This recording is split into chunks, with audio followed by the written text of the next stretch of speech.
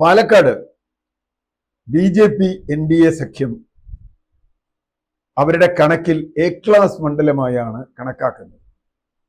A class ആണെങ്കിലും ഇതുവരെ വിജയത്തിന് അടുത്തൊന്നും എത്തിയിട്ടില്ല. വിജയത്തിന് അടുത്ത് എത്തിയത് E. ശ്രീധരൻ മത്സരിച്ചപ്പോൾ ഷാഫി പറമ്പിലുമായി 3000 വോട്ടിന്റെ വ്യത്യാസത്തിൽ തോറ്റുപോയതാണ്. അതാണ് ഏറ്റവും നല്ല പെർഫോമൻസ്. ഇപ്പൊ കഴിഞ്ഞ ഉപതെരഞ്ഞെടുപ്പിൽ രാഹുൽ മാങ്കൂട്ടം 18,000 വോട്ടിന്റെ ഭൂരിപക്ഷത്തിലാണ് അവിടെ നിന്ന് ജയിച്ചത്. അതുകൊണ്ട് എ ക്ലാസ് എന്ന് പറയുമ്പോഴും ശോഭ വലിയ വോട്ട് പിടിക്കും എന്നൊക്കെ വ്യാഖ്യാനിക്കുമ്പോഴും E. ശ്രീധരന്റെ അത്ര വോട്ട് ശോഭാ സുരേന്ദ്രന് കിട്ടുമോ എന്ന് ഇപ്പോഴും സംശയിക്കുന്ന ഒരാളാണ് ഞാൻ. അതിന് കാരണം E. ശ്രീധരന് വോട്ട് കിട്ടിയ പ്രദേശങ്ങൾ അത് കൃത്യമായും BJPയുടെ വോട്ട് മാത്രമായിരുന്നില്ല. ശോഭാ സുരേന്ദ്രന് BJPക്ക് പുറത്ത് വോട്ട് കിട്ടുമോ എന്നുള്ള കാര്യം കുറച്ച് സംശയമാണ്. കാരണം അവര് BJPയുടെ സ്റ്റാർ ക്യാമ്പയിനാണ്. ഒരു ടെക്നോക്രാറ്റ് എന്നൊക്കെയുള്ള ശ്രീധരന് അഡ്വാൻറ്റേജ് ഒന്നും ശോഭാ സുരേന്ദ്രനില്ല. അതുകൊണ്ട് തന്നെ പൊളിറ്റിക്കലാവും വോട്ടിംഗ് എന്ന് ഞാൻ കരുതുന്ന ആളാണ്. പൊളിറ്റിക്കലായി പാലക്കാട് മണ്ഡലം വോട്ട് ചെയ്താൽ UDFന് കൃത്യമായ മേൽക്കൈയുണ്ട്. നല്ല ഭൂരിപക്ഷത്തിൽ UDF സ്ഥാനാർത്ഥി അവിടെ ജയിക്കും. ഒരു പക്ഷേ ശോഭയ്ക്ക് ഒരല്പം പ്രതീക്ഷ നൽകിയത് LDFന്റെ സ്ഥാനാർത്ഥിയാണ്. LDFന്റെ സ്ഥാനാർത്ഥി അവിടെ വന്നു കഴിഞ്ഞപ്പോൾ അദ്ദേഹം റസാഖ് ഒരു ന്യൂനപക്ഷ വിഭാഗത്തിൽപ്പെട്ട ആളാണെന്നും അദ്ദേഹം കുറെ ന്യൂനപക്ഷ വോട്ടുകൾ പിടിച്ച് ഇവരെ രക്ഷിക്കും, അതായത് UDFന്റെ വോട്ട് കുറയ്ക്കും, അങ്ങനെ ശോഭയെ രക്ഷിക്കും എന്നൊരു പ്രതീതി ഉണ്ടായി. അങ്ങനെ ആ പ്രതീതിയൊന്നും കാര്യമല്ല എന്നാണ് ഗ്രൗണ്ടിൽ നിന്ന് എനിക്ക് കിട്ടുന്ന റിപ്പോർട്ടുകൾ. അതിന്റെ കാര്യം പോട്ടെ, സരിൻ പിടിച്ച വോട്ട് പോലും ഇത്തവണ റസാഖ് പിടിക്കാൻ സാധ്യതയില്ല എന്നൊരു വാദവുമുണ്ട്. അതൊക്കെ നമുക്ക് വോട്ട് എണ്ണി കഴിഞ്ഞിട്ട് പറയാം. പക്ഷെ ഇപ്പോഴുണ്ടായിട്ടുള്ളത് ശോഭയ്ക്ക് കൃത്യമായ തിരിച്ചടിയാണ്. ഒന്നല്ല, പല തിരിച്ചടികൾ ഉണ്ടായി. ഒന്ന്, ഇദ്ദേഹത്തിന് എതിരായ മറ്റേ കപടമായ ആരോപണങ്ങൾ ഷാഫിക്കെതിരെ പറയാ, മറ്റേത് പറയാ, ഇത് പറയാ, അത് നടന്നില്ല. രണ്ടാമത്, രമേശ് പിഷാരടിയെ വഴിയിൽ തടയുക, അത് വലിയ തോതിൽ നെഗറ്റീവ് BJPക്ക് ഉണ്ടാക്കി. ഞങ്ങളുടെ ആളല്ല എന്ന് പറഞ്ഞാൽ ഒരു BJPയുടെ കൗൺസിലറാണ് തടഞ്ഞത്, ഒരു വനിതാ കൗൺസിലറാണ് തടഞ്ഞത്. വനിതാ കൗൺസിലർ തടഞ്ഞാൽ നമുക്കറിയാം അത് പിന്നെ ശോഭ പറയാണ്ട് തടയില്ല, അല്ലെങ്കിൽ ശോഭ അറിയാണ്ട് തടയില്ല. അതിനൊക്കെ വെട്ടുന്ന വലിയൊരു ദുരന്തം ഇന്നലെ കഴിഞ്ഞ ദിവസം സംഭവിച്ചിരിക്കുന്നു. അതെന്താ?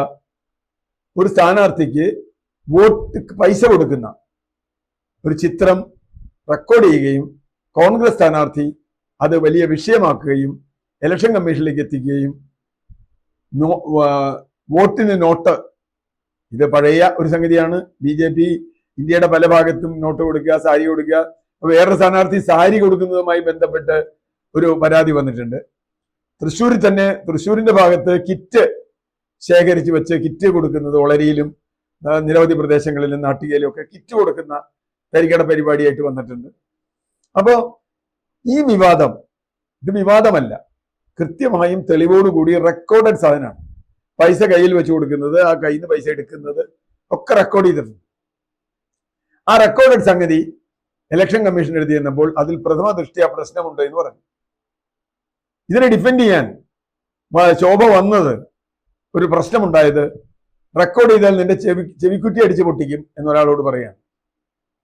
ഒരു സ്ഥാനാർത്ഥി ഏതെങ്കിലും ആളാവട്ടെ, അല്ലെ കോൺഗ്രസ്സുകാരനാവട്ടെ, BJPക്കാരനാവട്ടെ, CPM കാരനാവട്ടെ, ഇതുപോലെ ഒരു സ്ഥാനാർത്ഥി സഞ്ചരിക്കുമ്പോൾ അത് ക്യാമറ എടുത്തിട്ടുണ്ടെങ്കിൽ അവന് ചെവിക്കുറ്റി അടിച്ചു പൊട്ടിക്കും എന്ന് പറയുന്നത് വളരെ വളരെ വളരെ വൃത്തികേടാണ്. ഒരുപക്ഷെ പണം കൊടുക്കുന്നേക്കാൾ മോശമായത് ചെവിക്കുറ്റി അടിച്ചു പൊട്ടിക്കുമെന്ന അവരുടെ പ്രസ്താവനയാണ്. അത് സാധാരണ മനുഷ്യരുണ്ടാക്കുന്ന ഒരു വികാരം. ഒരുപക്ഷെ BJP അണികളിൽ അത് വലിയ സന്തോഷമായിട്ടുണ്ടോ, അവന് ചെവി അടിച്ചു പൊട്ടിക്കണം.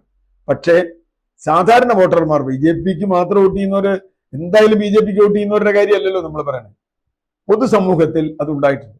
മാത്രമല്ല, പിഷാരടി കാര്യങ്ങളെ നേരിടുന്ന രീതി, സംസാരിക്കുന്ന രീതി ഹൈലി ഇംപ്രസീവ് ആണ് അവിടുത്തെ ഒരു മധ്യവർഗ മനസ്സിൽ. കാരണം അദ്ദേഹം ഡീസന്റ് ആയിട്ടാണ് പറയുന്നത്. തോമസ് ഐസക്കിനെ പോലെ ഒരാൾ അപഹസിച്ചപ്പോൾ പോലും അദ്ദേഹം അതിന് വളരെ മാന്യമായ മറുപടിയാണ് കൊടുത്തത്. അദ്ദേഹം പറഞ്ഞു, അദ്ദേഹം വലിയൊരാളാണ് തോമസ് ഐസക്ക്, ഞാനൊരു ചെറിയ ആളാണ്, അദ്ദേഹത്തിനൊക്കെ ഞാൻ മറുപടി കൊടുക്കാൻ ഞാൻ ആരാണ്? ആ ചോദ്യത്തോടുകൂടി പിഷാരടി വളരെ വലുതാവുകയും തോമസ് ഐസക്ക് വളരെ ചെറുതാവുകയും ചെയ്തു. കാരണം ഇന്നസെന്റിനെയും മുകേഷിനെയും മത്സരിപ്പിക്കുന്നേക്കാൾ മോശമല്ല പിഷാരടിയെ മത്സരിക്കുന്നത്. അവരാണ് ഇതിനേക്കാൾ കോമാളികൾ എന്ന് വേണമെങ്കിൽ നമുക്ക് അവരുടെ രാഷ്ട്രീയ ചരിത്രം ചോദിച്ചാൽ പറയാം. എന്തായാലും ശോഭ ഇപ്പോൾ പറഞ്ഞിരിക്കുന്ന രണ്ടാമത്തെ ഡിഫൻസ്, ആ സ്ത്രീ ഞങ്ങളുടെ ആളല്ല കൊടുത്ത സ്ത്രീ. അപ്പൊ എന്താ, ആ സ്ത്രീ ഇവരുടെ കൂടെ കാറിൽ ഇരിക്കുന്നതായിട്ട് കണ്ടു. അപ്പൊ ഇതിലും വിചിത്രമായി. നുണ പറഞ്ഞ് ഒരു നുണ സ്ഥാപിക്കാൻ വേറെ നുണ പറയേണ്ടി വരും. അത് കാറിലിരിക്കുന്നത് എന്റെ നിഴലാണ്. എന്റെ ജീവിതത്തിൽ ഞാൻ ഇന്ന് വരെ ഒരു വെളുത്ത നിഴൽ കണ്ടിട്ടില്ല. ഒരാളുടെ നിഴൽ എങ്ങനെയാ വെളുത്തതാവുക? നിഴൽ കണ്ണാടിയിലെ നിഴലാണ് വെളുത്തതാവും. അവിടെ കണ്ണാടി ഉണ്ടോ കാറിൽ? ഇല്ലല്ലോ. അപ്പോ ലൈറ്റ് അടിച്ചിട്ട് ഒരാളുടെ നിഴൽ വന്നാൽ എന്റെ അനുഭവത്തിൽ ഞാൻ പഠിച്ചിട്ടുള്ള ഓപ്റ്റിക്സിൽ നിഴലിന് കറുത്ത നിറയെ വരാൻ പറ്റും, വേറെ നിറവും വരാൻ പറ്റില്ല. ഇതേ കളർ ലൈറ്റ് അടിക്കണം, എന്നാൽ പോലും നിഴലിന് കറുത്ത നിറമായിരിക്കും. കാരണം നിഴൽ എന്ന് പറഞ്ഞാൽ ഒപ്പേക്കാണ്. എന്നിട്ട് നിഴലായിരിക്കും അത് എന്ന് പറയുന്ന ഒരു സ്ഥാനാർത്ഥി വലിയ ദുരന്തമായിട്ടുണ്ടാവും. മോഡി വന്നിട്ടൊന്നും ഒരു കാര്യമില്ല ഇതിന്. കാരണം വോട്ടിന് നോട്ട് കൊടുക്കുന്ന സ്ഥാനാർത്ഥി എന്ന ചീത്തപ്പേര് കേരളത്തിൽ വളരെ വളരെ വളരെ മോശപ്പെട്ട ഒന്നാണ്. യു പിയിലോ ബീഹാറിലോ വേറെ എവിടെയെങ്കിലുമൊക്കെ നടക്കുകയായിരിക്കും, പക്ഷെ ഈ കേരളത്തിൽ നടക്കില്ല. കേരളത്തിൽ ആ പണിക്ക് ഇറങ്ങിയാൽ ജനങ്ങൾ നല്ല മണി കൊടുക്കും. അപ്പൊ ശോഭയ്ക്ക് ഉണ്ട് എന്ന് ഇവർ പറഞ്ഞിരുന്ന അഡ്വാൻറ്റേജ് പോലും ഇല്ലാതായി എന്നാണ് ഞാൻ കരുതുന്നത്.